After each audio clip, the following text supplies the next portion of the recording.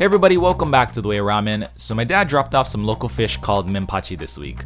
They're pretty tasty fish, so of course I ate them, but then I saved the heads to try to make some ramen.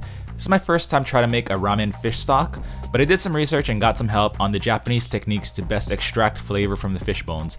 And even though I messed up pretty badly on the plating, this turned out to be legit one of the best tasting bowls of ramen I've ever made. So yeah, let's get right into it. So this is a Menpachi, and these are the 3 Menpachi fish heads that I saved in the freezer. I'm using techniques that I usually use when making Thai snapper ramen. Like I said, I've never made ramen from fish heads before, but from the research I did, it seems very important to remove all the unpleasant smells and flavors from the fish before starting the stock. There are 2 main ways to do this in Japanese cooking. I'm gonna do both of them for this batch of soup. The first method is salting the fish bones and letting the salt draw out any impurities or off smells. I'm using Hawaiian salt here, harvested locally where I live. I'm just gonna get these heads salted and then I'm gonna let them sit at room temperature for 30 minutes.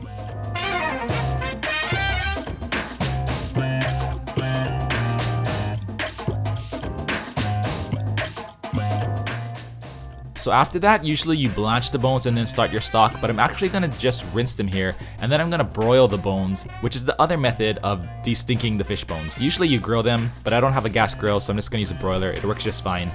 This also gives you a slightly smoky flavor to the soup.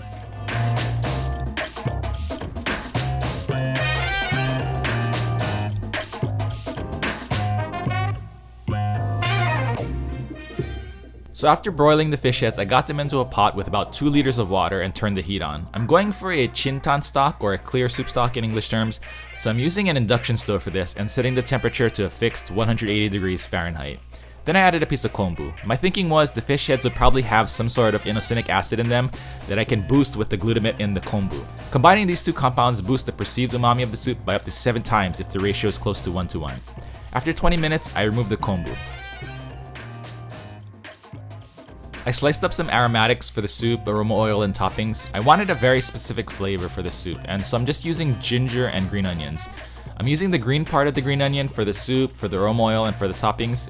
And the white part of the green onion, I'm gonna try to cut into what's called shiranegi, or like strips of white onion for toppings as well. That didn't really go that well because I'm not really that great with a knife, but it was good enough.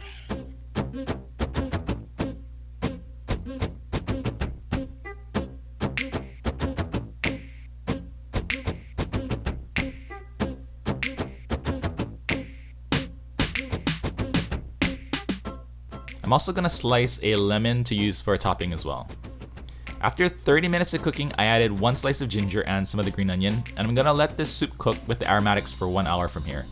And with about 40 minutes left of cook time, I added some katsuobushi because I wanted that slightly smoky, fishy flavor, but I didn't want the katsuobushi to overwhelm the Menpachi heads.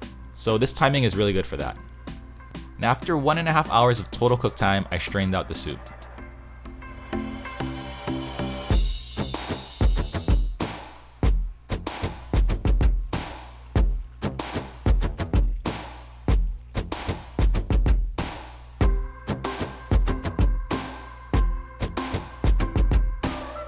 So while the stock was cooking, I did a quick aroma oil with grapeseed oil, green onions, ginger, and 1 clove of garlic. I fried everything at a medium-low heat until it started to brown, and then I strained out the oil. There was a very specific flavor I wanted for the aroma oil that matched well with the fish stock, so this one worked out perfectly. These are some noodles I made the day before. I'm throwing the ratios up on the screen for the noodle nerds, but they're basically 37% hydration noodles with some whole wheat flour for a little bit of a nutty flavor. I'm gonna drop these noodles into boiling water and then cook them for about a minute. And while the noodles are cooking, I'm gonna add 15 milliliters of shiotare and 20 milliliters of aroma oil to a heated bowl. Then I'm gonna add 300 mils of the fish stock.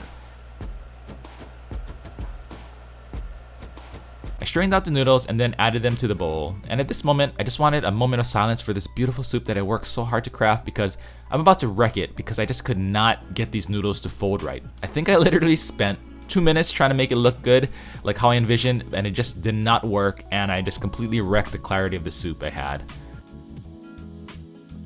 But anyways, there we go. Now the soup is nice and cloudy, and I topped it with some green onions, the lemon, and a piece of kamaboko.